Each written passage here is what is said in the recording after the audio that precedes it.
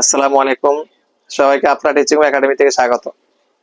আজকে আমরা সপ্তম শ্রেণীর অনুশীলনী 5.3 6 নম্বরের উৎপাদকের বিশ্লেষণটি করব।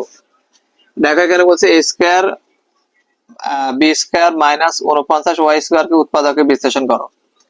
তাইলে এখানে দেখো আমরা কি করি, একটু সূত্র আকারে বানাবো। দেখো a এর উপরে স্কয়ার দেব, a এর উপরে স্কয়ার মানে দুইটার উপরে স্কয়ার আছে, মাইনাস 7 y এর উপরে স্কয়ার দেব।